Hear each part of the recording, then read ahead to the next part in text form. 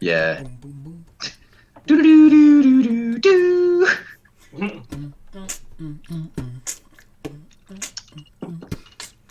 I promise we need to get this theme music going. I've been trying to like look up chiptune software and figure out the best way to like start getting this theme music going. On a Wii Sports theme.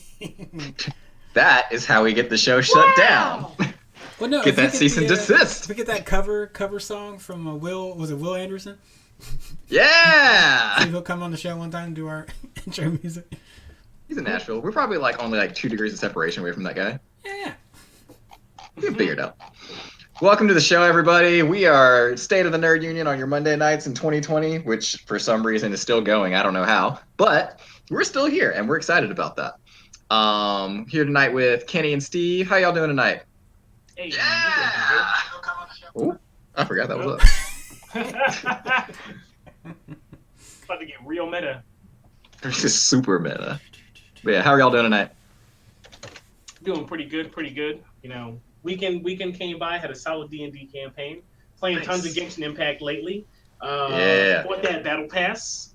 You did. All that Mora and that EXP rolling up on BP level 40 right now. Got my adventure coming up on 45 or 35 rather. 35. It's going good. And I'll save that for later. But I'm doing good. Okay. Kenny, how are you doing tonight? Doing pretty well. Had more Halo this weekend. We had a odd Commander ship show on Sunday because I was out sick, so we did it on Sunday, and then had a lot of movie stuff to talk or TV and Mando because we had missed we'd had the previous week's episode and a second episode, so we got to talk a lot.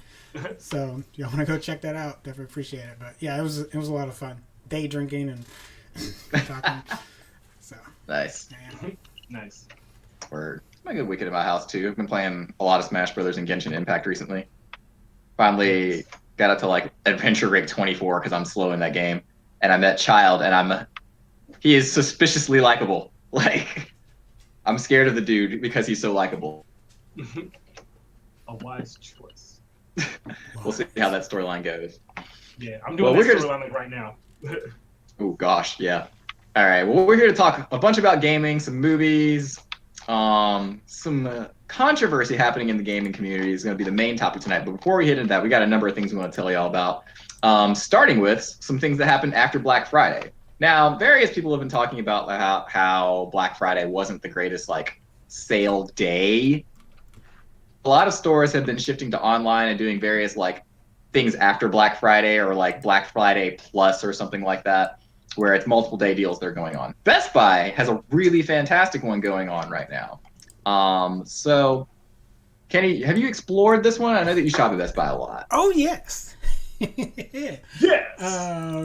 I am so glad that I had not purchased my Cyberpunk yet, because there really wasn't any pre-order perks. There was the $250 collector thing, and there was just a regular one. So there was really nothing in the middle except maybe some GameStop pre-orders. So I hadn't bought it yet. And I'm really glad I didn't, because this will include, if you pre-order Cyberpunk for this week, this deal will include that. So that means you can grab, I haven't grabbed Assassin's Creed yet, so I'm probably going to grab that. And I was kind of debating on Cold War, but I might grab that as well. So there's still some good games out there. The one caveat, though, it needs to be a game that can be upgraded to PS5 or Series X. So that's still quite a few games, but it can't be a game that's you couldn't get Ghost of Tsushima or something like that, which is a PS4 only. Yes, it does have a PS5 upgrade, but it's not technically a PS5 game. I know that's a kind of a weird distinction on there, but that's how they're trying to call it a next gen buy two get one free, which is yeah. Okay. Yeah, it's really intriguing seeing how there's not really that many next gen games out right now. I wonder how it would work for Spider-Man or something though. I didn't see it on the list, which I thought was a little weird. They have almost every other PS5 game available. Well, actually, you know what? I didn't see Spider-Man, and I did not see Demon's Souls. So it's interesting. Those two were under. I saw it bought everything else, if I remember right.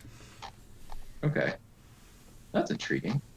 But yeah, so if you're looking for some games for your new console, check that out. Especially if you haven't bought them yet, or if you're buying some for someone that you care about a lot, that's a really good deal for that going on. Some other news on the next gen consoles.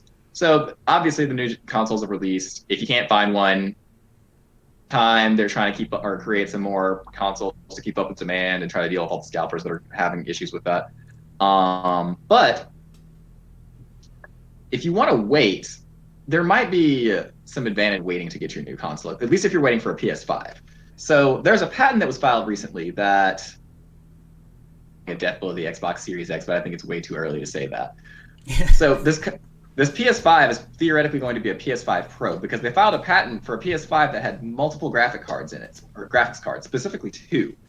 And I find that intriguing, given we just hit a humongous power jump between the last generation and this generation, and now they're preparing for what would essentially be like a second jump like that. And I can't... Okay, so I want my games to look good. I don't know why I would need 2 graphics cards at this point.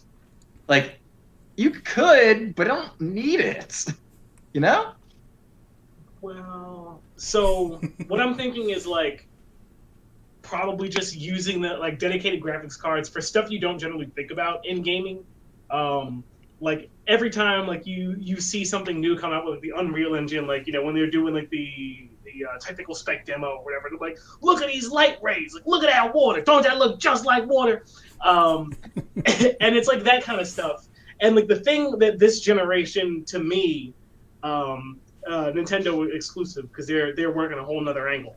But this generation to me like kind of focuses on is like the sheer like power of these consoles and like how much they can emulate like basically like a desktop PC experience.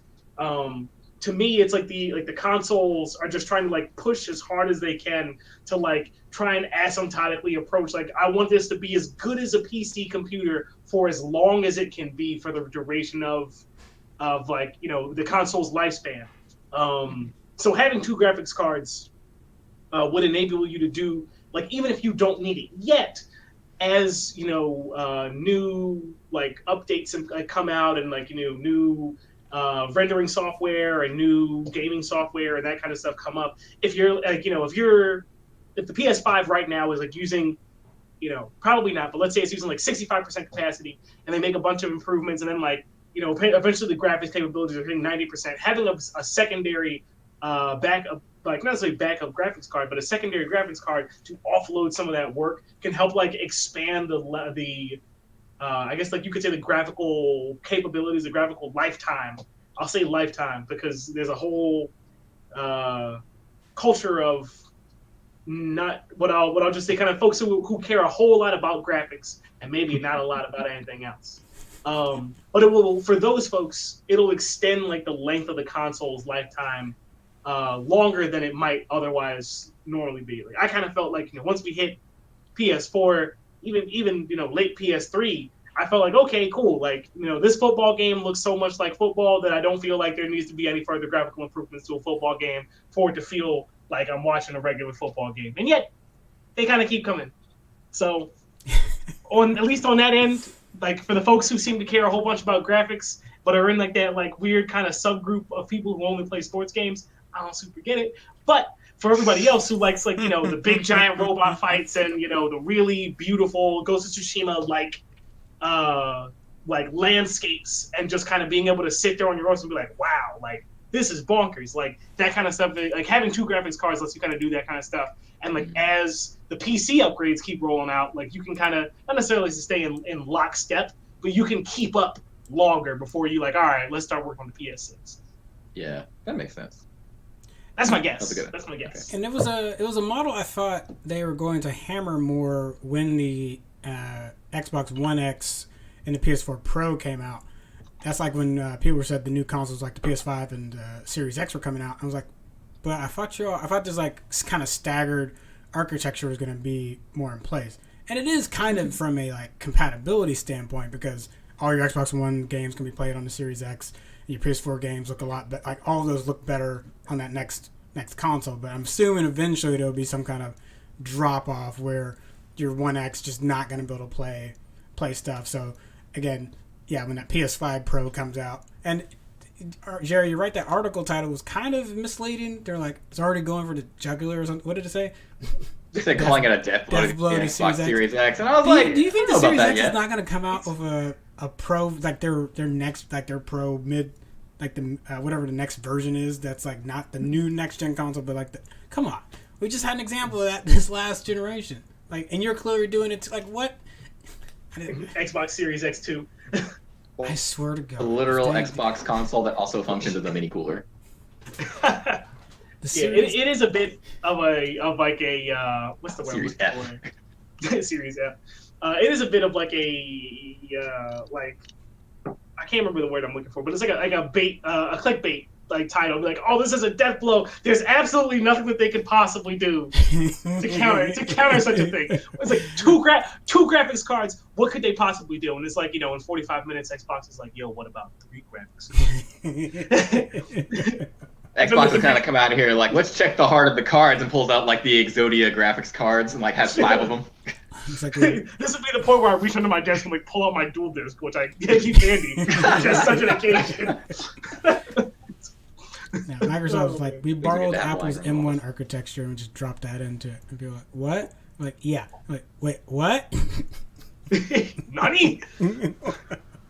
Nani? Honey? Oh, Sorry, the side note, does anyone else still laugh at that just when it comes out? Like, not even in Fist of the North Star, but just anywhere else. Like, Oh, Yes. yeah, of course. Every time. It's permeated through meme culture. So Anytime I lose to some low tier character on Smash Brothers, I'm just like, Nani? Or like, if I'm watching like a live action show that's dubbed, or no, not dubbed, but like subtitled, and I hear it pop up, I still giggle a little bit because I'm stupid. I'm silly. what? No, it's just like whenever it comes up in somewhere that it's not supposed to be. Mm-hmm. But moving on to some more stuff that Sony's got some shenanigans going on with. So Sony did some internal stats and released this, and they noted that their players prefer playing and spending time in single-player games. They also came out with one immediately after that said "Water's wet." Nice. I don't just like you completely killed a. You've never been a console that has been about multiplayer. Of course, they're gonna be single-player games. Like what? Like. You had 2 slots in your first console, 2 slots in your second console. You went wireless, but you only released games that like you could play online with people. I can't think of a single occasion where I've ever sat down with a friend in the same room to play anything, like any of the PlayStation consoles. I have with Xbox and Nintendo. Jack X, way back PS2. There you go. I could Was that multiplayer? Crash Team Racing. Yep.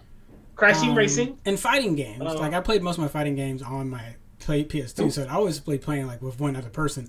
But exactly to Jerry's point, I always had to like getting the multi-tap was like, man, I don't want to spend that money on that. So I was always getting these off-brand multi-taps. They didn't work as well. It's like back in the day. So like I think like the first multi-tap I had was on the Super Nintendo, but it was like I have like one sitting on a shelf that I had for, I don't remember what game I had. It was like one of my friends was going to come over and we were like planning or whatever. I'm like, all right, cool. Like I'll get a multi-strip thing. You can just bring over 2 controllers. I got 2. We'll be good to go. I got this like weird L-shaped looking multi-tap thing. It got this space for like 4 memory cards and some other stuff, and you plug it into the back of the PS2 or whatever. I probably used that joint. Like I probably paid like $25 for it, and I probably used it twice, like if even. It's like there hasn't ever been 4 PlayStation anything controllers in the same room in anybody's house at any time. Yeah, and it's like one of those things. Like if you go to a restaurant and people are like surveying a restaurant, they're like, "Hey, like of all the foods that exist, like what kind of foods do you like? We sell. Let's see, we're a barbecue store. We sell more barbecue than we do sushi. Well, no shit. Like if it ain't on the menu, what are you gonna be doing? I mean, not to It's like mention, Roscoe's Barbecue and Sushi. like not to mention that like, yeah, did PS2 technically have online service before Xbox Live? Sure, but I remember the days trying to play online on SOCOM on my PS2, and I stopped. I quit doing that. I'm like, I don't need this pain for myself. It's not because of the players and stuff on the system. That network just wasn't good. Yeah. I just did things on Xbox Live. Yeah, and maybe a more realistic comparison for them would be, all right, so let's look back at your ecosystem over time. People have always played single-player games on PlayStation, yeah? Okay, you know what people were also doing back in the days of PS2? Having LAN parties for Halo.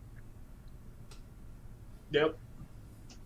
Or on their PCs. Like, you got to look at the bigger picture here and stop trying to bend the statistics. Mm-hmm. Yeah. People were playing Mario Party, Mario Kart. People are still playing Mario Kart. I mean, I do appreciate them saying this. Like, I think it's good to know that, like, there's, like, single-player campaigns are still, like, and it may be also a refreshing thing for developers to hear, like, I think we got to add a multiplayer component. It's like, maybe you don't. Maybe you don't. I think you... Let's focus on the multiplayer experience. It's like, looks at all of the PlayStation data logs. It's like, nah, let's not do that. It's like, it might be more beneficial. Let's make a couple more missions and call it a day. Yeah, let's just make this a single-player experience. I mean, like, oftentimes, if you look at stuff that gets nominated for Game of the Year, like, a good chunk of that is always single-player games that are mainly single-player. Yeah. There's a reason for that. People come up with really good single-player games. Yeah, or they tend to, like, they come up with, like, a really good single-player campaign and, like, oh, well, like, you know, with, you know, some netcode and some changes and some battle modes or whatever, you can make this multiplayer. I'm like, that's fun, too, so throw it in there. Spend 45 minutes on it, throw it in there. It's like, or you get the inverse where it's primarily in a multiplayer game, and they kind of like ham-fist a single player experience in and just kind of throw in some random stuff. My favorite, yeah, right. My favorite being Lost Planet back on the Xbox 360. Oh, the way I described it, I know, right? Yeah. The way I described it was like they built this really fun, really engaging multiplayer experience, and then they were just like, they had a whole bunch of levels designed. They're like, all right, yeah, so we're shipping the game out this weekend. It's like, wait, what? And it's like, I'm not done with any of the levels or like the cutscenes. But just slap some cutscenes in between the levels that you got, and we'll just call it the story mode, and we'll just go. And it's like when you see the areas that you end up in from like level to level, it's like the cutscenes don't explain how I got here. It's like, did you run out of time? You're like, yo, we shipping this game in a day. Like, put them cutscenes together. I don't care what you do. Like, it's going out. So whatever you got is what's going to happen. That was actually my initial complaint with Overwatch, because I like bought that game when it came out, and I'm like, what else is there to do? Like, I still to this day do not understand how Overwatch got so big when there is literally nothing to do except like the arena modes. And at first, you couldn't even choose what you wanted to play. It was all random. Wow. We got some comments on Facebook. Shelby mentioned Mod Nation Racer, which was a PS3 game. I do remember liking that. Oh, yeah. But it also noted that it got a PS2 in undergrad to play games by his goddamn self. Which, yeah. That's true. You know, the other thing I was wondering is just, is there something about seeing 4 ports on it, on any console, that just makes you think, okay, yeah, I'll use those. And then just having 2 on the PlayStations for such a long time just kind of like dissuade you, you know. I think initially, before the days of wireless controllers, yes. But now, I think it's in the marketing. So if you look at like Nintendo and Xbox even sometimes, like when you watch their commercials about people playing their systems, there's multiple people playing those systems. As bad as Halo 5 Guardians got with the storyline for people, the whole thing was built in itself around a multiplayer experience, because even in the midst of the campaign, you had like multiple people you were working with. Mm-hmm. And granted, they should have had couch co-op when they were, they should have had couch co-op still. But like they had a squad dynamic. They didn't lose that. And PlayStation, on the other hand, I made Crash Team Racing, but that's been like the only like big multiplayer game I can ever think of from them. Because they just never have had a killer first-person app on their own. Like, they've obviously gotten all the Call of Duties and Battlefields and stuff like that. But then Resistance and Killzone are... I don't dislike them. I do enjoy those. I'm not trying to disparage them or anything. But, like, when I think of, like, a killer first-person app, like, then it's Halo for Xbox, and then I think about other experiences on PS3. Like, I would rather... Like, I'm thinking God of War, Last of Us, Uncharted, trying to think of some other, but yeah, just going right back to the single player experience. Like that's immediately what I think of for PlayStation, but the multiplayer is just not what comes to mind first. Now, well, the thing is, they did do like I don't know if it was couch multiplayer, but they made PlayStation All Stars, which was basically right? Yeah, that's everybody's response to PlayStation All Stars. Because it's like not as good as Smash. Well, no. The problem is, I'm not saying it was. I mean, like it's not as good as Smash, but like when you're looking at free for all battle royale games on like the PlayStation, like it's like that and maybe some indie game that happens to make it onto Smash, which has like a community, but it's not that big or nobody cares.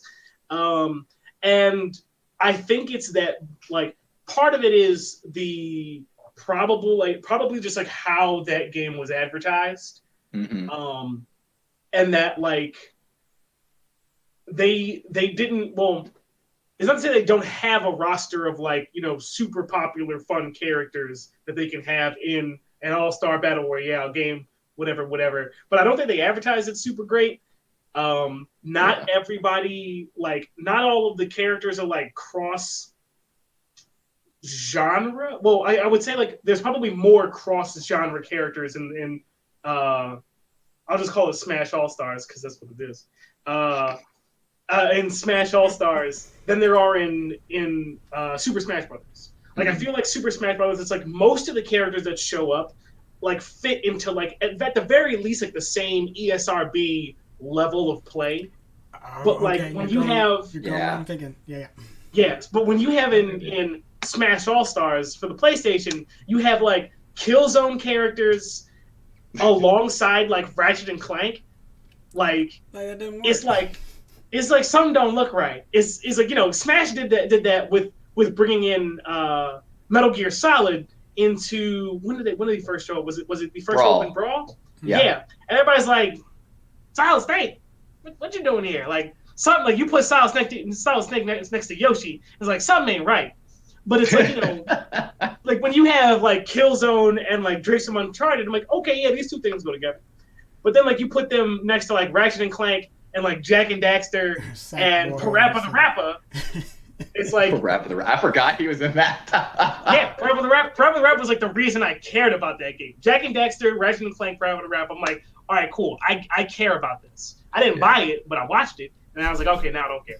But it's like there's a really big gap of like the kinds of people who are playing these games and like what characters they've been exposed to. It's like you can't put like God of War, Killzone dude, and like Drake's Uncharted next to like those other characters because kids who've only played Jack and Daxter, I guess they wouldn't be kids by that point in time, but Jack and Daxter and Crash Bandicoot and Parappa the Rapper and other stuff, like if they haven't been exposed to that, there's like 50% of the roster like they're like, I have no idea who these characters are. But if you point to like the original Smash Brothers, it's like there's 12 characters, and probably anybody who's played a Mario game or a Zelda game can name like straight up probably everyone else on that roster.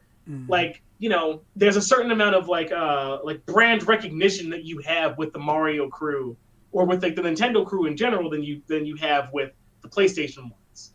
Yeah, Nintendo's spent a lot more time working on that core roster of characters and just building off of that. Whereas PlayStation did not do that with their core roster of characters, even though they had a really good one.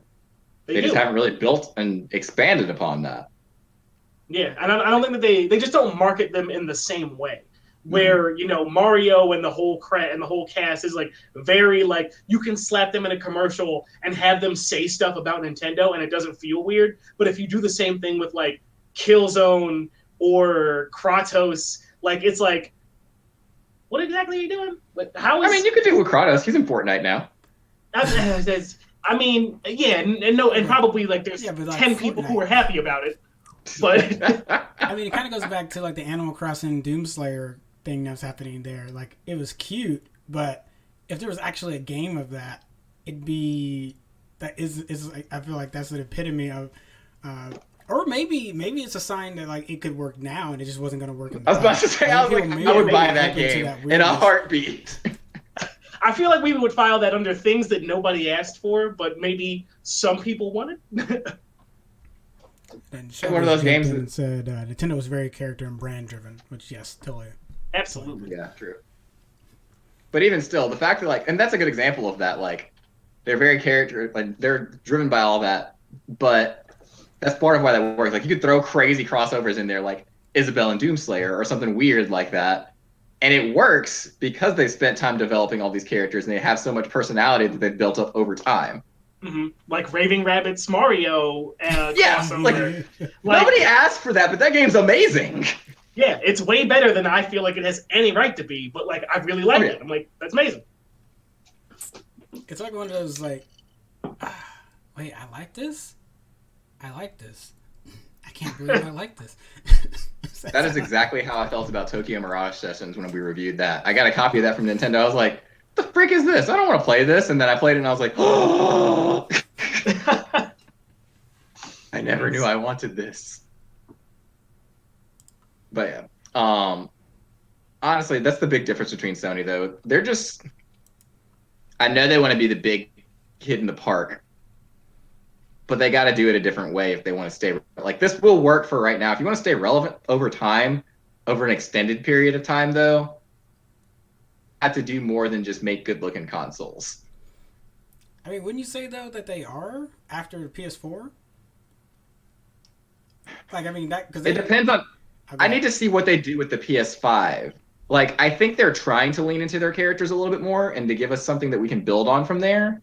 But I need to see if they keep doing it. Like, they're bringing back Ratchet and Clank finally. They re-released Crash Bandicoot. If they could keep doing things with their characters that they have, because it's been a long time since we've seen things from their old characters, but it hasn't been so long that people have forgotten them. Okay. And they would be irrelevant. I'd buy a PS5 in a heartbeat if they said Parappa the Rapper 3 was coming out. Yeah.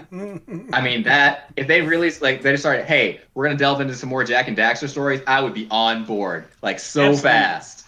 Yeah, because we got. It's like, I would go back in time and tell myself, like, yo, pre-order your PS5 right now. You're doing Jack and Daxter. You won't regret it, probably. We got none of those during the PS3 or PS4, or PS3 or PS4 era. Yeah. There were some HD remasters from the PS2 era, but yeah, there were no like new releases. And then Ratchet and Clank was. Kenneth looks at his shelf. I think there was one game. PS4? Yeah. No. I think there were two. There was the Ratchet and Clank. There was the Ratchet and Clank remake. Right. And then there was a Ratchet and Clank the movie the game. I forgot about that. Seems appropriate. Yeah. But like, for example, like, you saw, some of y'all might have seen Kenneth and I's reaction when Xbox dropped the Fable trailer. There's a reason we were so hype about that. Even though we got little to nothing, we got no gameplay out of that whatsoever, but the fact that they're making that made us excited because we have such good, strong memories with these franchises. And that matters. Like, there's a history there that they need to lean into, and they should, because they've got a good one. Yeah, just not from the third game. Just not from the third game. Okay. Skip right over that. I think the one last thing I would say, though, I think we could really say the same thing about Xbox, though. Because aside from Master Chief, who are the Xbox characters? Yeah, that's a great point. Yeah, right? Chicken Chaser, that's it. Yeah, it's like along the lines of like going back to our other topic of like couch co-op. It's like I feel like most of like the couch co-op games on the Xbox that are good are either shooters or it's Castle Crashers or Scott Pilgrim. And that's it. Like back in the day, it would have been Fusion Frenzy. I would add that into the list, but they didn't. Like, they made one version. They made like a sequel for the 360, and they did nothing else with it. But that game on the original Xbox was amazing. Original Xbox. Okay. Yeah, original Xbox. It was fantastic. But proving the point again, they didn't bring that forward. And then there's no characters I can pull out from that to be like, oh yeah, the Fusion. I can't remember a single name. I can't. Yeah. Xbox honestly needs to start building that history because, again, you've got a good-looking console, and I'm a fan of it, but you don't really have anywhere to go, like, long-term with this. Like, there's no character history. There's no besides Chief, which obviously they know that because they keep leaning into that. But outside of that, there's like not any Xbox associated characters that I can think of or franchises that make me really want to get into that. It's really just Game Pass that makes me super excited about Xbox. Dang, I didn't think we were gonna get into this. Maybe we need to move on. We built the main point by accident. I forget that Microsoft bought Rare. And can you think of a Rare game that's come out where you're like, oh, there's that Banjo-Kazooie 3 that we've just never, like... it was the racing one or whatever that they made. Yeah. And from what I understood from like I watched a video about like its development cycle and like what all that razzmatazz was like. And my understanding was like, you know, it had some development problems like partway through, and you know, one of the like lead people left or something like that, and they brought in somebody else, or I can't remember the specific details, but it had some kind of developmental problems where I think they ended up like they didn't like the direction it went in, so they restarted like once or twice or something. But it was like because that what didn't blow up in the way that they wanted it to. It to me it felt like they were just like, maybe Rare's not gonna pop off for us, so just whatever. But yeah, like the fact that they bought Rare seems to have culminated in absolutely nothing. Yeah, and oftentimes I forget that Minecraft is supposed to be a big deal on Xbox because they don't market it. Yeah, I guess but it's really hard for Minecraft to be a big deal on the Xbox because like everybody already probably owns it on PC. And like, granted, you know, if I was an adult who wanted my kid to get the hell off my computer, I'd buy it for them on the Xbox and be like, go play over there. However, like, it's really hard to care about Minecraft on I'll say it this way. It's really hard to care about a non-Java version of Minecraft when the Java version is so vastly superior. It's like you can do anything you want to a Java version of Minecraft. You can download tons of mods. You can, you know, do whatever. You can have Minecraft Dragon Ball Z. It's a mod. It's a lot of fun. Play it. You can have Minecraft Dragon Ball Z. That does sound fun. But like you can't, like as far as I know, like unless like there's, you know, a curated mod community for the Xbox, you can't do that. Yeah, and I think that's also been part of like Microsoft's strategy is like they have this whole like cross ecosystem between like PC and Xbox because you can do Game Pass on the PC and play a good majority of those titles on the PC. And I think of like things like Phantasy Star. Phantasy Star is not on the Switch or PlayStation; it's on Xbox. But if I'm going to play it, I'm playing it on PC right now. Like, there's not any reason. That's what I'm doing. Jerry. What? You can crossplay. It's okay. Shelby's also said Rare was putting out bangers, did nothing. Yeah, agreed. Yeah. Agreed. I can't think of a single Rare game that I didn't like. Like, honestly. Perfect Dark Zero's okay. I didn't play that. Yeah. Did they do Jet Force Gemini too? Oh yeah. Fuck yeah. I love that game. You shut up. No, it is good, but it knows what it did. It knows what level I'm still stuck on years later. Is it the one with all the zombies? Maybe. That's where I got stuck. There's this one. Okay. Yeah. Mom. Oh wait. So Rare. We forget about this big one because like the community. If we're not in the fighting game community, it's not super duper big. But Killer Instinct. Gosh, yeah. Killer Instinct was huge. Was huge for them, and the community for it is still pretty big. I forgot about it because I'm like, oh yeah, like I didn't get it when it came out because I didn't have an Xbox. What's it called? Whatever Xbox One. Or I don't have an Xbox One, so I didn't get it when it came out. But it was really big. Like the community, like there were a whole bunch of obstacles in the way of it being good. Like it changed like development teams partway through. They had rolled it out with like this complicated, or rather not complicated, but just simply new distribution model where like if you wanted the base game, you could get that for like $30, and if you wanted all the extra characters, blah blah blah. And it was this kind of new weird thing that they had going. And in spite of all those challenges, like it came out and it popped.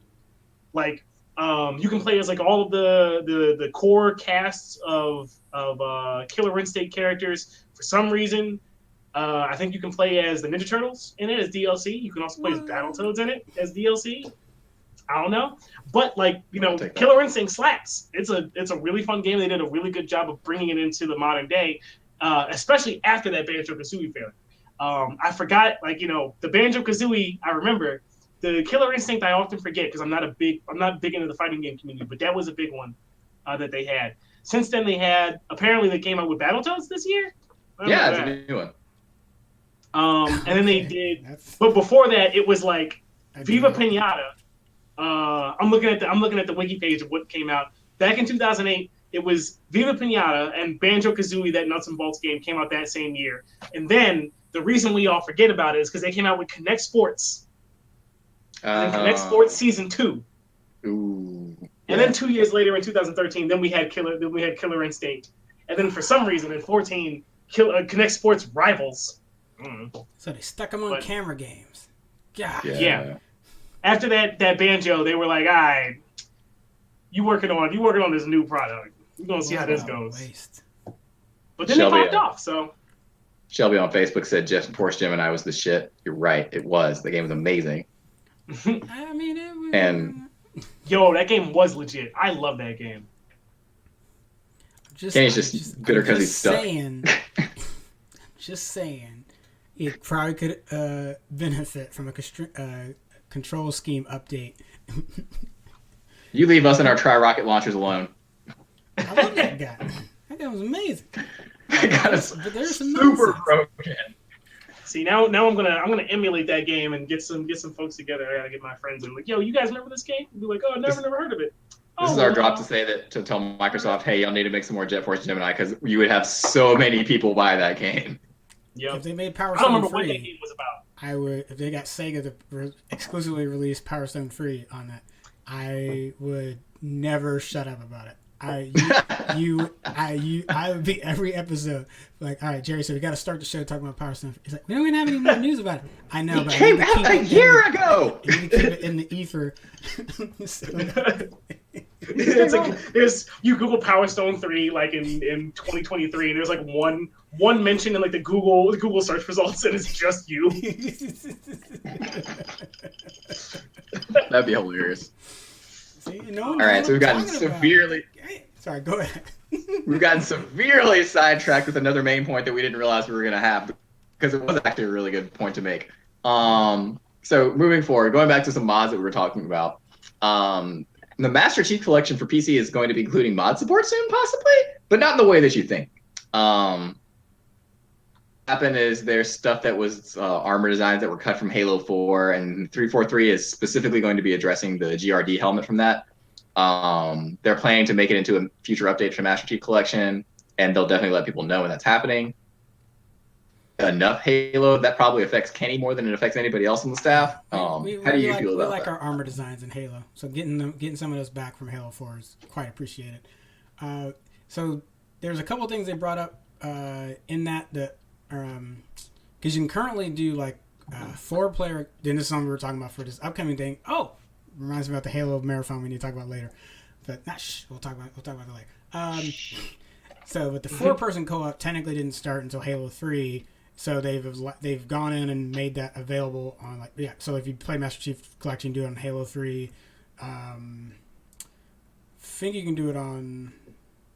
I was going to already do it on 5 and Reach, but for PC players, some of the other things that they'd be able to mod, they're kind of being a little vague on what they could and cannot do as far as like future updates or like mods people can make to the play modes. So I think more of it when you're talking about like what they can do, it's more on the play modes. But 343 seems like they're open to like eventually get down the road, getting that cross-play 4-person co-op, even on like original Halo and Halo 2, which would be huge. And also obviously the PC players could join in on that as well, because once they get it on one, it'll be open to everybody. Nice. Well, that'll be cool for you guys. I don't get to play that enough, but I might start getting into it because you've been making me want to play lately with how you've been streaming that. Mm-hmm. If you are into doing couch co-op and you are part of like a COVID bubble or something like that, and you want to be able to game with your friends more often, we've got a good solution for you. So there's various theaters around the country that are doing this. Not all of them, but some of them. Theaters are now offering gaming hours or gaming couple of hours for you and your friends to be able to play. Like you can rent out the whole theater play some video games with your friends. I'm really excited because our local theater, the Malco system, is doing this, and I want to find some people to go do, like, about COVID, mind you, and go do some Smash Brothers time in there and just throw down on Smash Brothers Ultimate for a couple hours. Nice. There's a theater in San Antonio that's doing that, and some theaters in Singapore apparently are doing this as well. But you're going to have to check your local theater system to find out if that's what they're doing, whatever theaters are near you. I really like that concept of being able to just, like, hop in there and, like, be social distance away from people, throw the mask on and start playing some stuff. Like, that sounds fun to me. Yeah, that sounds pretty dope. It reminds me of back in college, there was a room that I had gotten the, like, combination to the projector to the little projector box or whatever. Like, after hours, I had, like, a bunch of friends come up and we all watched like the first season of Rick and Morty, and then we played what was it? One of the Smash Brothers. I can't remember if it was Brawl, or it was probably Brawl because it was back in the day. But It's good times. There's nothing better than playing games on a giant screen in a dark room. And then T Flipso, thank you for the follow. We appreciate it. Hey, thank you. Hey, thanks, my man. Yeah, that just having that experience and the opportunity to be able to, like, hop in and throw down with your friends on, like, this giant screen with, like, speakers everywhere, like, that would be great. You do it on some Halo, do it on some Smash Brothers, be especially hilarious with some Mario Kart, like. Also, apparently Crashing AMC the bananas. theaters are open for rentals as well. So that might be a major chain that folks have access to in their local town. That's a good Yeah, one. and it would be cool to see this expand. No, but yeah. Okay. Yeah, and it'll be cool to see if this extends, like, past the pandemic, because if this picks up well enough, I could see theaters picking up on, like, allowing opportunities for this on some of their slower days. Mm-hmm. And try to provide some more revenue for those times. On some of their slower days. Jerry, it's all slow right now. I said after the pandemic. Some of those slow days. If they survive. Jalen said, until the input lag gets you. Lol. Well, you're not wrong. Yeah, that's a real Depends on how they thing. set it up. Maybe I shouldn't be playing Smash Brothers on the theater now that I think about it. But Nah, you'd be all right. I mean, if you can, so, like, it's basically the same, at least technologically, from if you have a small projector, and you connect that to your Switch and, like, you fire it through that, and the input lag, like, through those kinds of input things, like, isn't too bad. So, you know, provided that they're doing something similar, it should be fine. It should be fine. maybe I did a competitive, I've done a couple competitive tournaments of Smash Brothers with input lag, and it's like 0.2 of a second that I noticed in there, and, like, I really had to take a couple matches to adjust to it, and I couldn't use the normal characters I used for that. Yeah, you Like, really once have I to figured out, like, a activate good character. Yeah. I was gonna say, you really have to activate your JoJo sense and, like, react to stuff, like, before it even happens. Yeah, there was a lot of, like, me, like, learning the other play styles and being a lot more analytical than I would be. But hey, that's also how I ended up picking up Incineroar. So, Hey, there you go. Innovation breeds. No way. From hardship breeds innovation. There we go. yeah, something about pain doing good things for you. Yeah, something. Speaking of more movie things, Nolan apparently is having a fit about some stuff with some HBO. Kenny, you want to talk about this since this is more your department? Yeah, so we already knew Wonder Woman 1984 was going to get released on Christmas Day to theaters and streaming. It is just what it is for 2020. Yay, but at least we get to watch the movie safely. But then, obviously, last week, HBO Max announced that all the Warner Brothers slate would be coming out on 2021 to theaters, but also to streaming. And apparently that decision happened without consulting the creators of those said movies, which is Nolan's specific point. It's not that he's not understanding that. Well, we can have a long conversation about how much he's kind of gone back and forth on, like, what should be streamed or not. But specifically in this case, it's more of you really need to consult folks when their content's going to be out there, especially if they, again, like him, wants theirs to be seen in the best light in a theater as opposed to on streaming. So again, it's not necessarily criticizing the decision to happen, but more of this is the delicate time. Talk to your people. Yeah, I didn't know that they weren't consulted about that ahead of time. That's a big deal. Especially, like, because if you're planning the movie, you're planning on a certain revenue budget to come back in, and that drastically affects that. Mm-hmm. Yeah, that's kind of a low blow on their end. Yeah. But I'm also not the biggest Sony fan, so I'm not surprised. Mm-hmm. I'm just being honest. But it is good to see that something, I don't know, maybe I'm just there'll be kidding. more people who subscribe as a result of this, because a lot of people I know aren't feeling safe going to theater. So maybe there'll be more money than you would have made trying to release it at the same time. But I don't know. Possibly. Yeah. I mean, at the end of the day, like, you want somebody to see it, so Yeah, somebody's got to watch this movie. yeah, you can't just be like, oh, just hold on to it until the pandemic's over. And it's like, movie theaters could become a thing of the past by the time that happens. So. Well, Wonder Woman is the exact example of that, though, because that's what they were trying to do. Oh, Candy got thoughts. So, but, But that's the problem. And Jalen, hopefully this will get to your comments because he's asking, what does Nolan expect? They need a black mom. What is there to be mad about? Like, if you don't do that, it ain't coming out at all. All right. So my point is, this model probably kills theaters, though, because if people get comfortable watching at home, then that's it. So as much as you might think like, okay, if we stream it, it'll help, and I get that there's no choice. Like, that's why his point was specifically more about the consultation to at least like it was a blind side for a lot of the directors, their stuff coming out. Should they have expected it to happen? Yeah, that shouldn't be surprising, but like you still involve them even if y'all come to this decision at the end that like this is what's gonna have to happen. But anyone that's like, yeah, this will help save theaters, y'all, this is like they're not the revenue streaming that or the revenue sharing that should have happened is going to be significantly affected by the streaming coming out at the same time.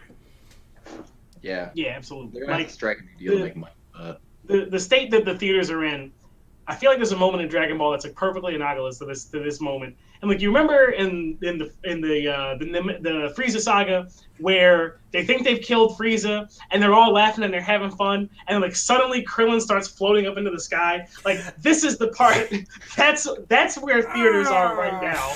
Like he's just suddenly floating into the sky and nobody knows what's going on. Like, everybody who's watching Dragon Ball knows Krillin about to die, but the Z fighters, who in this case are apparently the directors, unfortunately, are like, what's happening?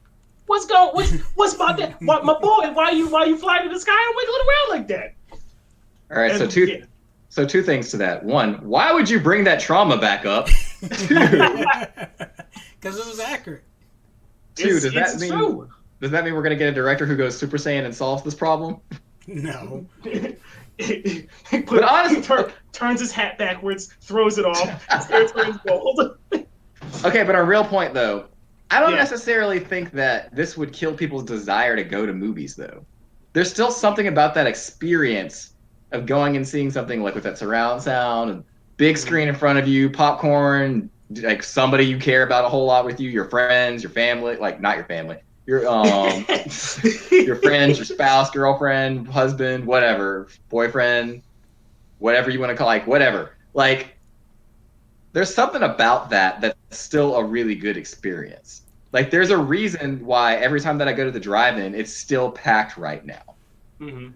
Yeah, and I'm not disagreeing. Like, should be clear, movie theaters are not going away in the idea of like they're dead. Like I think that's the dead medium. But the idea that like I'm trying to think how many are around me right now. The number of theaters I have access to are going to drop. It's going to happen because they can't support like there's aren't going to be supported the ability to support them is just not going to be there. Yeah, for folks like me, like Jerry make a good point of like people are still going to want to go watch movies. Like I hate watching movies at home. Like, I don't like taking the time out to do it. There's, like, I'm not spending too much on popcorn. I don't have a giant soda next to me. And, like, there aren't people around me pulling out their phone in a fashion that's, like, kind of annoying and uncomfortable, but I'm, like, not going to shout at them because that's even more disruptive to the process of watching the movie. But, like, those are the things that I expect to happen at a movie theater. And, like, without that motivation, I just don't want to watch a movie at home. I would much rather just play, like, Genshin Impact or talk to my friends on Discord. And, like, the movie will come out and be like, hey, man, did you see Brightburn? And I'm like, yeah, no, I didn't. It looks really good. I'd love to watch it, but I didn't, so I won't. ever. Unless Yeah. you want to watch it with me. Like, unless there's some big to-do to, like, get me to watch a movie, like, I don't like doing it, and I'd much rather just do something else. Unless I go to a movie theater, and I can play arcade games on the way. Yeah, there you go. Well, I'm thinking about, like, some movies do better. So some movies are movie theater experiences, and other movies are experiences where you can watch the movie at home and you're not really missing out by not seeing it in a theater. Like, I wouldn't want him to watch The Dark Knight for the first time at home, knowing what it looks like on IMAX. That's freaking sad. No, like, and to Joe's point, saying that they wanted to still see Marvel movies in IMAX, that'd be another one. Like, can you imagine if Endgame was supposed to come out this year? Oh my gosh, no, that would not be. I don't want to watch Endgame on my TV. Yeah, no, right. I need that experience of everyone in the audience going hype with me. Like, exactly. We were all there together. All screaming when T'Challa comes for the portal, and you know he's alive after the snap, but still seeing it and all of them pouring out. You see them start walking through those portals, you just lose it, and then Cap grabs the hammer and says it. You just everybody in the whole theater was hyped, and it's like moments like that. It's like and part of it, I think so. A point of reflection. Part of the reason that I don't enjoy watching stuff at home is because I don't have like a home theater setup. Like, I buy a TV that's 4 games, and like at some point, sometimes I realize, I can watch TV on this too, or movies sometimes. But like, I don't care about that, so I don't buy like a fancy sound system or things to create the ambiance to make a theater-like experience at home. So as such, like, watching movies at home is almost always a lackluster experience. Like, great movies are only good movies. Good movies are just okay. And like, anything that's okay, I'm just like, why am I can stop watching this movie at any time. And I will. Yeah. Especially stuff that's like a musical if it gets released in a movie form. Like, I know that's not for everybody, but for me, like, I don't want to watch In the Heights when it comes out in my house. I want to go to a movie theater and see it. Mm-hmm. Let's see. Yeah, some folks in the chat mentioned like some other movies that were a really good experience. Mad Max was one that Jalen mentioned. Like, that's something that, like, I saw that in the theater. I'm like, this was phenomenal in the theater, and like, it would not have hit the same if I just watched it at home. Yeah. Yeah, me and Tom are probably gonna talk about that more on Wednesday. So I might get into like the financials. So if you want to know why I'm worried. I can give you that, but we'll continue on that movie conversation on Wednesday, so I'll give you something to look forward to this week.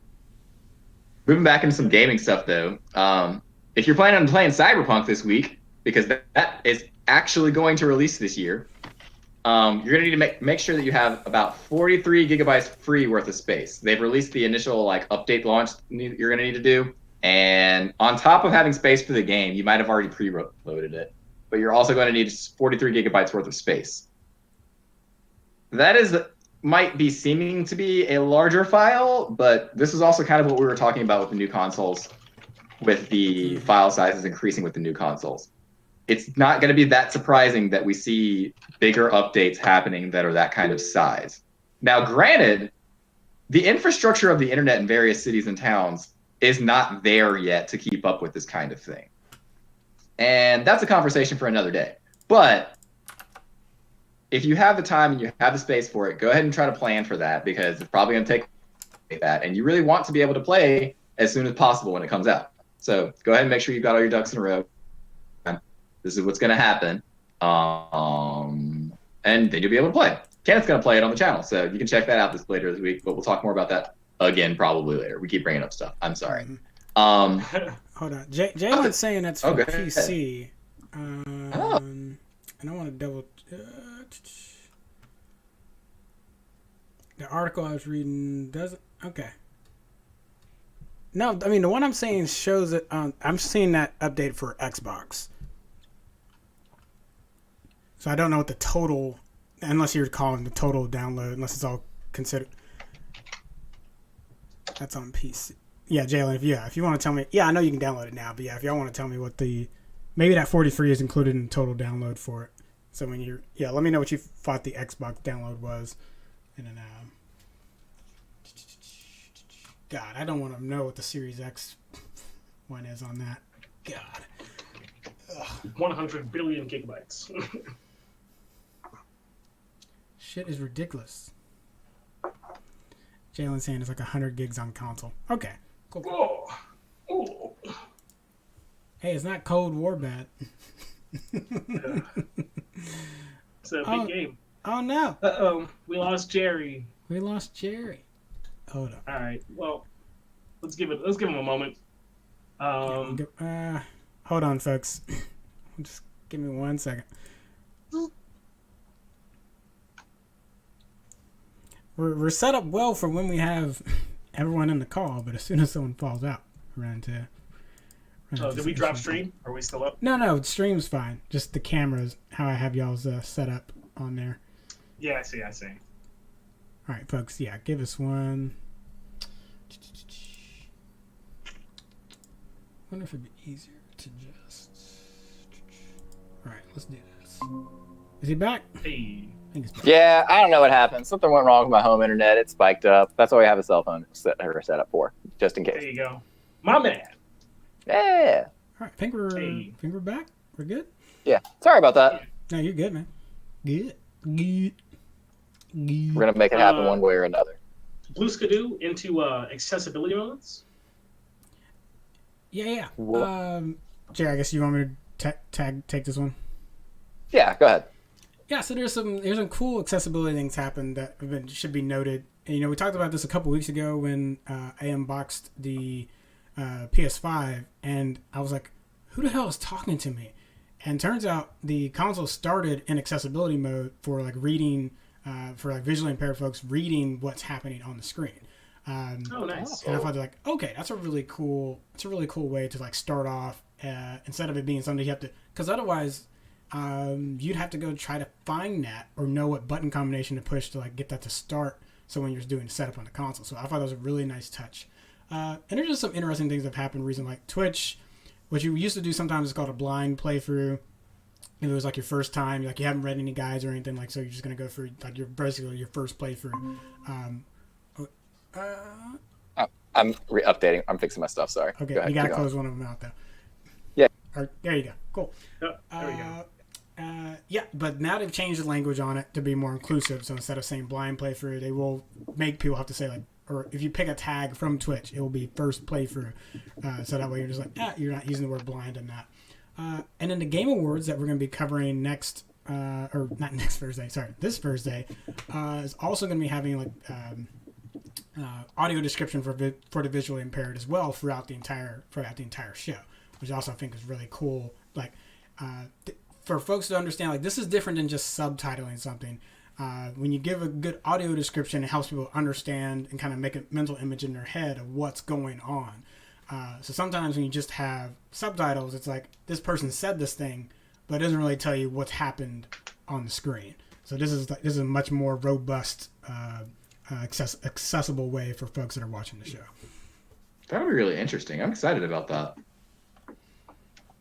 I'm always glad to see like more accessible steps being taken for folks with any impairment.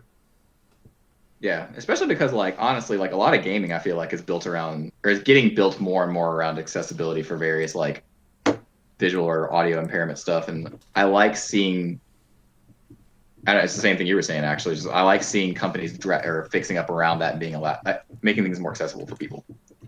It's good. We're not all the same. We all have different needs, and it's cool to see that. Mm-hmm. Yep.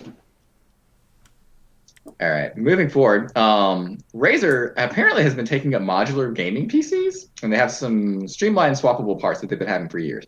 Now, after various concepts and reveals, the company is actually selling a pre-built desktop PC for the first time. And that intrigues me as somebody who has never been one who could build their own PC, but enjoys playing on gaming PCs. I would be somebody that specifically would market to. I don't know about you guys, but y'all are better at tech than I am. Oh, I don't know how to build a computer. I complained to my partner, and she helped me, and she was like, all right, here's the parts that you need. You need to get this, like make sure you have this stuff, and make sure they're all compatible. And I'm like, okay. And she's like, I'm not going to put it together for you, though. And then like all the parts came, and I was like, but can you show me how to put it together, though? And then she put it together for me. So.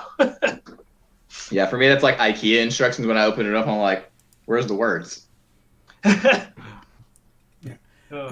to Shelby is saying subtitles for non-hearing people and audio description for the visually impaired. Yeah, it's a good distinction to make.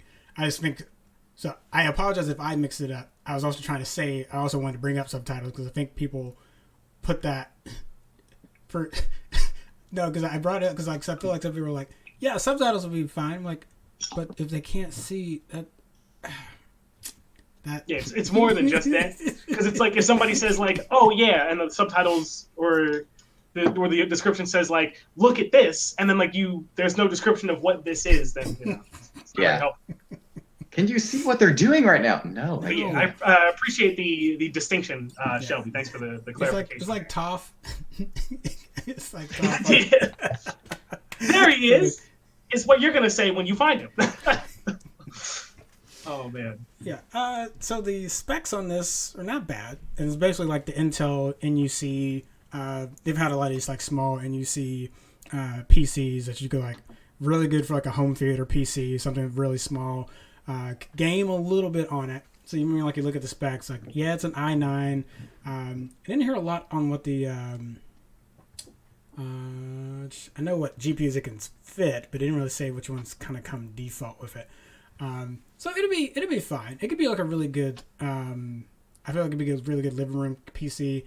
And also, if you just don't want to build a PC and need something in that a good mid-range gaming PC, I think this would probably be pretty good for that. Yeah, it looks pretty decent. I'm doing like a once over of the specs, and they look pretty decent. Yeah, nice. Like, don't expect to be like 120 hertz or 240. Yeah, but for all you people who've been wanting to get into like gaming PCs, but you don't really like, you're intimidated about how to do it. Now's your time. Like, this is to do that. And you might be saying, well, maybe it won't be as good as a gaming PC. I specifically have a gaming laptop that I did not buy for gaming. I bought it to be able to do graphic design things with, and I also use it for gaming. And it is amazing. It is able to do everything that I could possibly want on either end of that spectrum. So know that if you get a pre-built one, you're still getting a fantastically good product, probably. Yep. But also learn to build a PC, because building PCs are cool. Like, don't tell me how to live my life. I'm just saying. But my partner can do it for me, and she's really good at it. But it's so fun. Get your hands. My biggest fear is just like, it's like, okay, cool. So I just need to make sure like I don't put like this thing where that thing goes. It's like, yeah, and just make sure you put that thing on so you don't short out your parts. I'm like, put what thing on? As like I get zapped by electricity and short out my whole computer. Don't do what? Become static shock or die. Don't act like you'd be happy or you wouldn't be mad about that. It's 50-50. Yeah, then you gotta fight babies. I wouldn't take the 50-50. You would or you wouldn't take it? I wouldn't. That's a rough dice roll. What if it was like a 60-40? I mean, everybody gonna be sitting in my funeral and be like, "Oh, how did Steve die?" Oh, well, he was fixing his computer and he figured he had a 60-40 chance of getting superpowers to die. Guess what happened? It's like, oh, well, yeah. But you could get superpowers and be real life static. I already saw that episode of Family Guy where Adam West tried to get superpowers. No thank you. For those who haven't seen it, like he decides like, oh, like, this looks like a job for Super Adam or whatever, and he goes and like rolls around in like toxic waste for like a minute, and then he's like in the doctor's office like, nah, you just got cancer. My bad. Oh no. Not great. Not great. That's not how you can't get superpowers in real life. Usually it just ruins you. But moving on. Yeah, speaking of poor life choices. Speaking of transitional segues. Yeah. So, are you thinking about buying a scalped console? I don't know why I could not think of that word. First of all, don't. Second of all, apparently some people have had armed robbery situations that have happened from that. Social media marketplace ad for a console has turned into that. Somebody learned that a person arranged on social media to buy a new console, either an Xbox or a PlayStation. I'm not sure which one right now. But they drove to the meeting location and they were approached by several people, including one with a handgun. And that is not a situation that really seems that unplausible. Yeah. honestly, if you're not buying from a legit retailer like Target or GameStop, as much as it pains me to call that a legit retailer, don't. Like, Hey, just you're right. sucked. Yeah, just don't. Like, first of all, I know we really want these consoles. I really wanted one too. It is not worth it to, first of all, support that scalping industry. It's two, this is a dangerous situation that could happen. And you could say, yeah, but that could happen with like anything that you buy online. It could, which is also part of why I don't really buy things online where I had to meet people for various stuff like that because I don't feel safe. Jalen Williams says they have places for that too, though. I actually don't know about places like Yeah, that. so since I buy and sell trade a lot on the marketplaces, yeah, but Jalen's right. Just right, usually right out. There's usually a safe meeting spot that has a cameras plural usually pointed on it, at that spot, so you can park in that part of the parking lot. And someone have to be really dumb to pull a gun on you in a spot where the plates can get ran and seen on the cameras, and there's like immediate people that you can go call out for. Not saying someone couldn't still try it, but it's safer than just going off to someone's house in the middle of the night and stuff like that. But using one of those spots, pick a popular like grocery store or something like that. Try to do it during the day if you can at all possible. You know, so there's again light, not in the dark. Yep, Jalen's saying the same thing. So yeah, those and even if it's not a police station, there are some other like if you look them up online, some other spots that are kind of like community designated safe spots to go do these kind of exchanges. Yeah. So I'll retract my previous statement on that because I didn't know that. Yeah, that's not to say that like, you know, if you go to those spots that nothing bad can happen to you. Like these are all like precautions and deterrents from things happening to you. But like doing all or none of these things does not stop bad things from happening to you. So like you need to understand, like by going to agree to meet a stranger in a disclosed location that is some form of, you know, very well monitored in a public location to a warehouse in the fish market or something, like you run the risk of like, you know, the probability of them doing something bad to you, like, you know, pulling a gun on you and stealing all the money that you came to trade for whatever good is entirely dependent upon how bonkers of a person they are. If you know, most people, you could say, meet me outside the police station and we'll exchange the thing. And they pull a gun out on you, like, yeah, you didn't expect it, but like you being outside of a police station clearly wasn't enough of a deterrent to stop them from doing that to you. So just be aware that, like, you know, you are taking a risk if you choose to meet them in person and you're not doing some sort of exchange like on eBay where you just, you know, the money goes through your account and they say they'll ship it to you or whatever like that. If you're meeting somebody in person, like, unless you're bringing a whole squad, you know, be careful. Like, take precautions as much as you can. But at the end of the day, if somebody wants to rob you or do harm to you, like, the location's probably not going to stop them. Like, if they're hell-bent on it, like, you know, nothing you could do. God, I should do a marketplace buying guide for all the things I've gone through. Really good idea. Yeah. We'll work on something like that at some point or another for y'all, because Kenny's really good at that. Shelby says, or you can just find all the Dragon Balls and wish for it. Probably faster. Yeah, you want to spend all that money on a gaming PC? Don't do that. Spend all that money building a Dragon Radar. Think of what you could do with that. Make your dreams come true. Moving forward. Yeah, exactly. Moving forward, though, speaking of dreams come true, there's an episode coming out, or the new episode of Phantasy Star Online 2 is coming out next week. And this is actually the episode that I've been waiting for because they're going to add a class in there that I was most interested in and I didn't have access to when the game started. But I'm going to let Steve talk about it because he's so hyped about this game. Oh, yeah. So, you know, for folks who've been following, like, I play, like, a sizable amount of Phantasy Star. I've, like, fallen off a little bit in the past couple weeks just because I've been ramping up on Genshin. But the new classes are coming out. We have, I don't know how to say this. I'm going to butcher this name. Etoile? Etoile. And Phantasm. 2 new classes are coming. We got some new quests, ultra enemies, and like just a whole bunch of new cool stuff coming out. So if you're like me, I really enjoyed episode 5. I love the dark mode addition that they added. The hero class is really great. I'm looking forward to see what these 2 new classes can do. I'm pretty sure that they're also 2 classes plus 75. So if you have a main that's over 75 and you have your subclass, like start leveling up that subclass because I'm pretty sure the requirement for these two is the same as it is for the hero class. So if you haven't unlocked that yet, you got to do that to play with these two classes. But I'm really excited about the amount of, I guess you could call it like end game content that we're seeing that's coming out for Phantasy Star. We have like these new ultra quests, like there's 80, like the minimum of 80, like level 80 plus missions that you can do that are only at the very end. And once you get to level 80, I think it's 10 million experience from level 80 to level 81, and it goes up from there. So once you hit that old level cap, which was level 80, be prepared to chug your way up to level 90 for all that late game content and get all that good stuff. But I'm looking forward to it. It'll be a good time, and I'll have to weave it in playing while I'm playing some Genshin Impact alongside it. So. I mean, we can stream both because we both like both of those games. Yeah, at the same time. So we'll have one monitor is Genshin, other monitor is PSO. We'll make it happen. Yeah, let's make something work. All right, so getting to our main points for tonight, which, yeah, we've talked a lot about a lot of stuff that we didn't realize we were going to get so into, but that's part of the fun of doing the show. Some of you guys may or may not have heard about some of the situations happening with the Melee competitive scene. When I say Melee, I mean Super Smash Bros. Melee.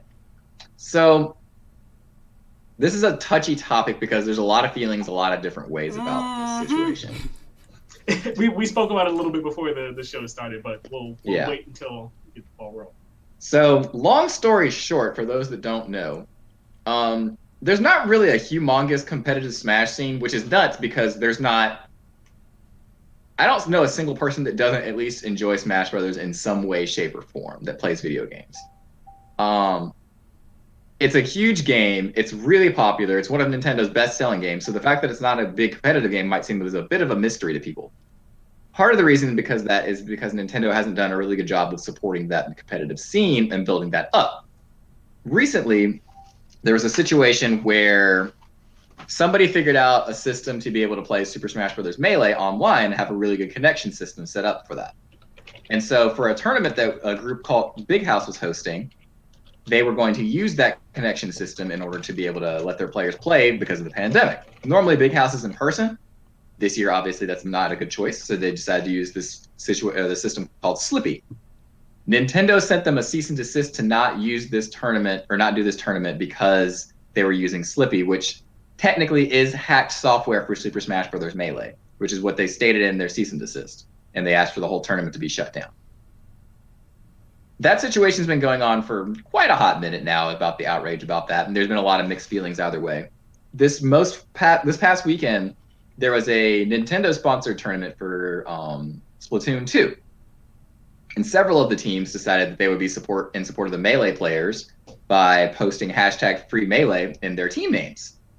Nintendo responded with, not shutting the tournament down, but shutting down the live stream of the tournament so you weren't able to watch it because of that action that these teams took. Mm-hmm. Of their final, the last critical match of the whole tournament. No live stream. The very end. So nobody gets to see it because of this. This has the Smash community both in an uproar, and some people are in support of Nintendo's decision to do this.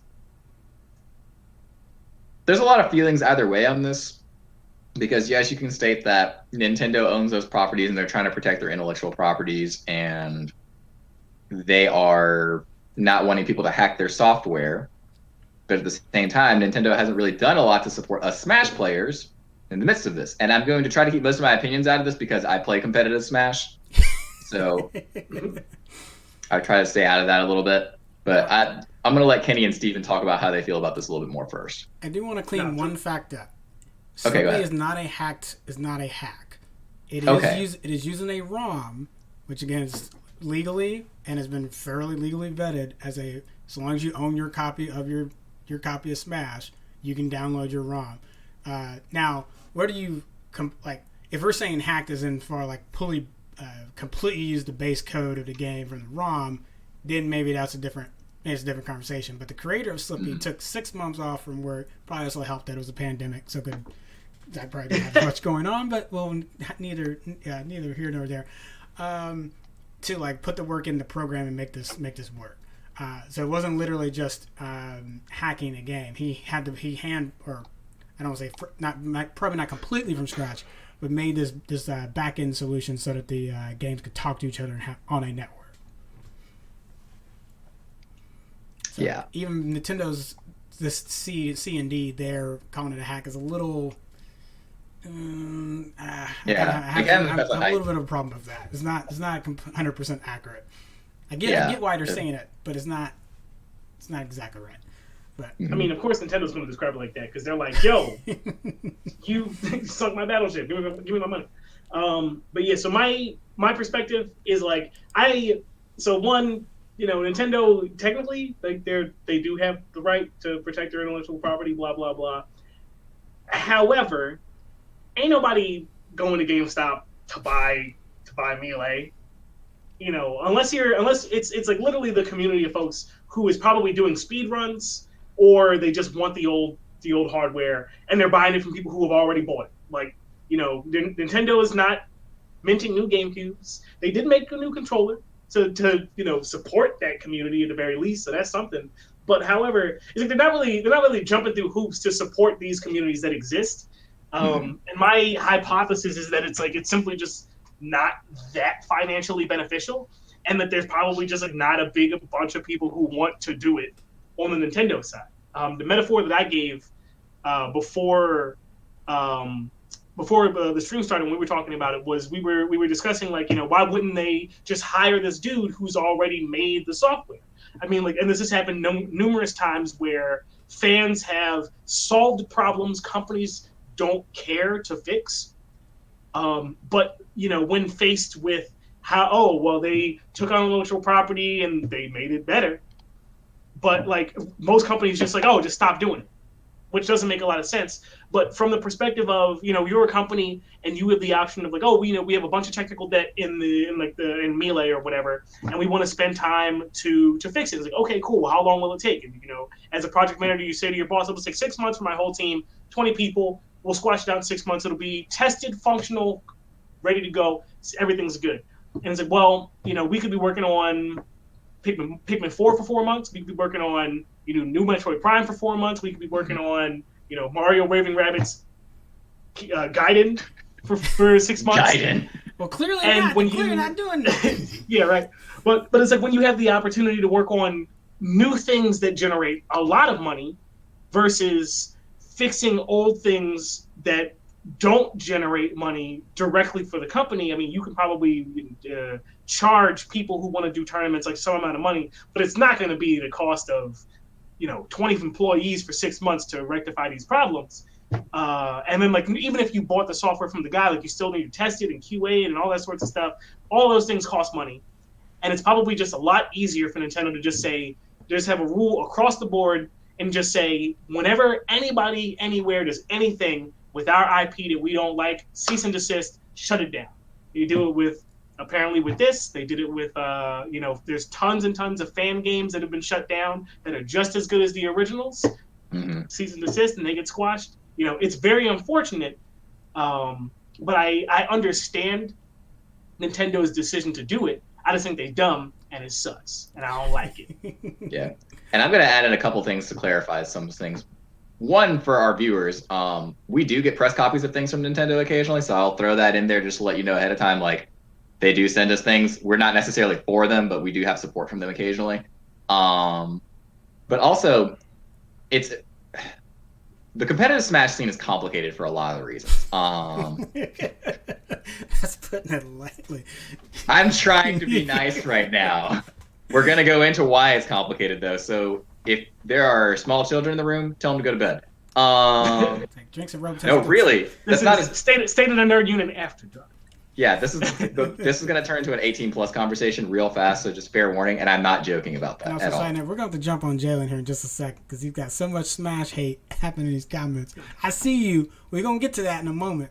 All right, first of all, Jalen, 1v1 me in Smash. Let's talk. 2... He said it's not even a fighting game, so that's why I was like, what? But just, Have you seen the balance notes for this game? It's a fighting game. get your points out, because he's going to derail us. We'll get to him in a second. Yeah. 2. Melee is an older game, and when I say older, I was playing this in high school, and I'm 32 now. It's 20 years old. Melee's that game is now. Nintendo's not making money on that. So I kind of understand from a financial point why they wouldn't necessarily want to make money or try to support a competitive scene for a game that they're not really making money on anymore. But at the same time, I don't, because it could help build hype for your upcoming games. Henceforth, which transitions me into this point, Super Smash Bros. Ultimate should have a bigger competitive scene, especially with how good of a game it is. I don't know a single Smash Bros. Player who doesn't agree that it is at least the best Smash Bros. Game since Melee.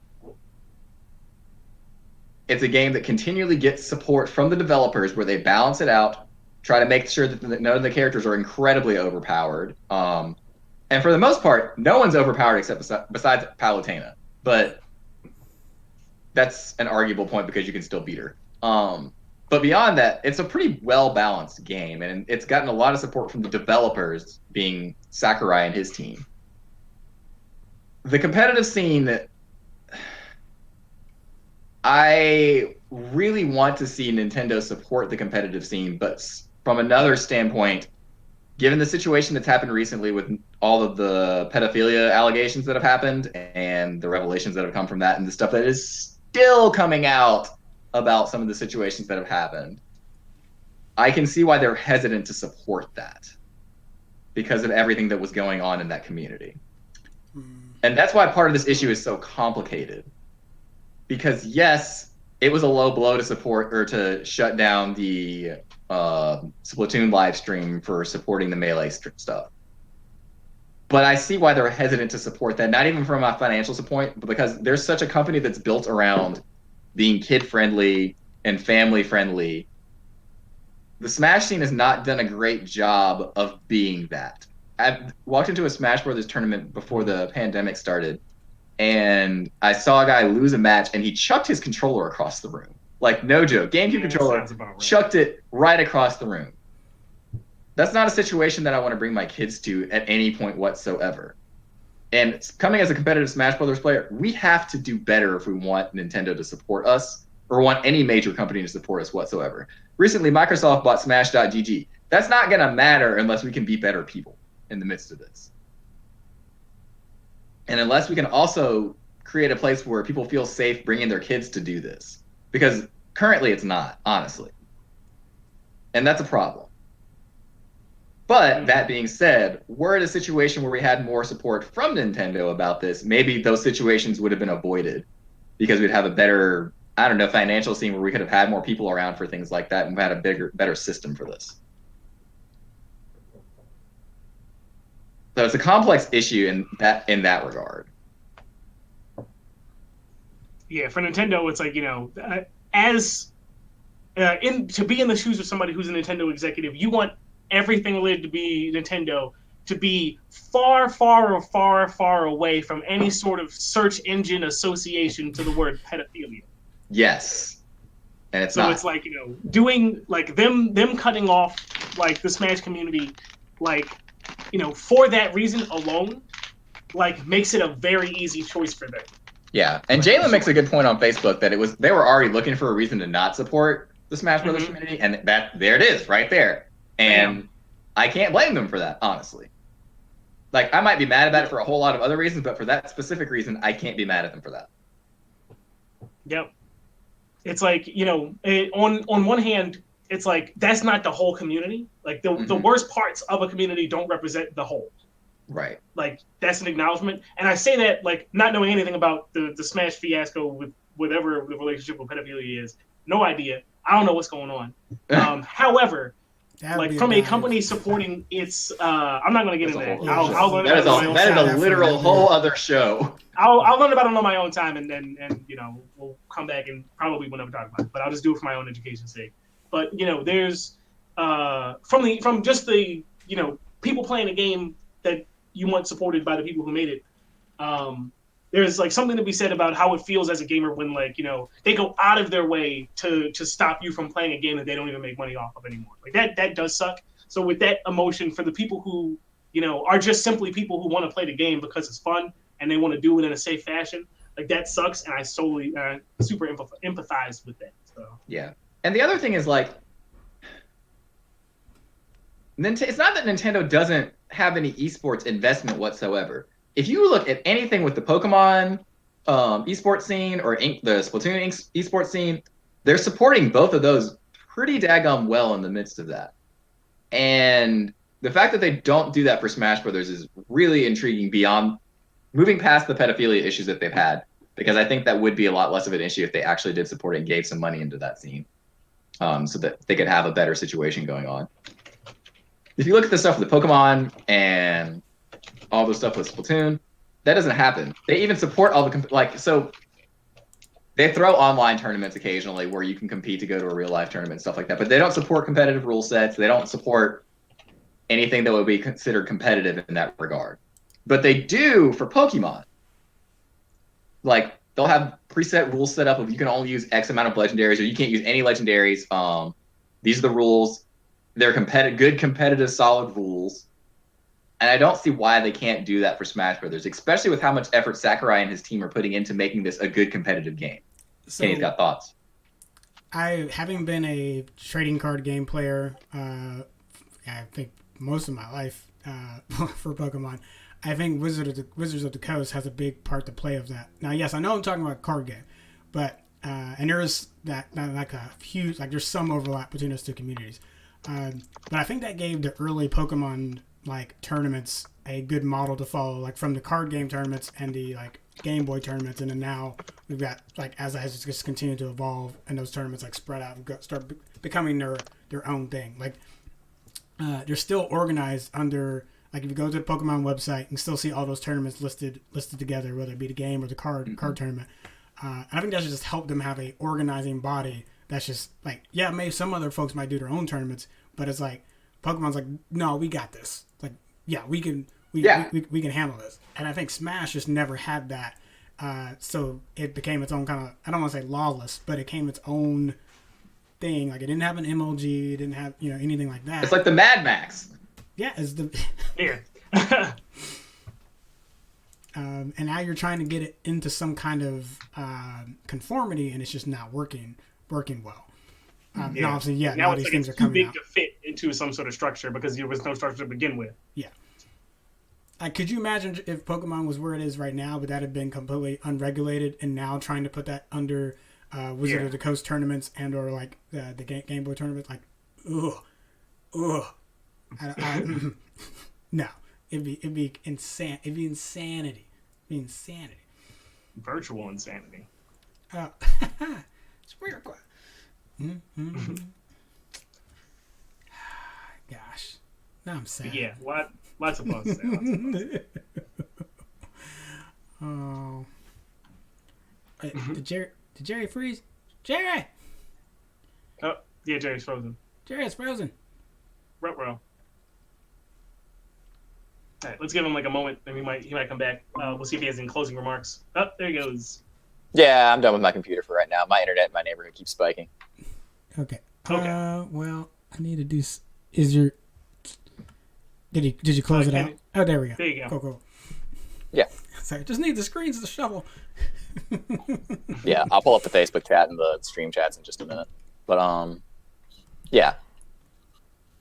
I don't know what it would take to get Smash organized, but that does bring a good example of talking about the Pokemon organizing body, the Play Pokemon group that does that. If you had something like that for Smash, I feel like that would help a lot. In all of the issues, not just like the organization issues, but also creating a safe space for people to like bring their families to with this. Like, I would feel a lot more comfortable bringing like the teenagers that I minister with, like to a Smash Brothers tournament in that situation. Yeah, I think that's a really big point. Like one of the things, like I used to play competitive Smash like years ago, and one of the things that I always hated was like those like the quote unquote what I described them as big baby rage quitters.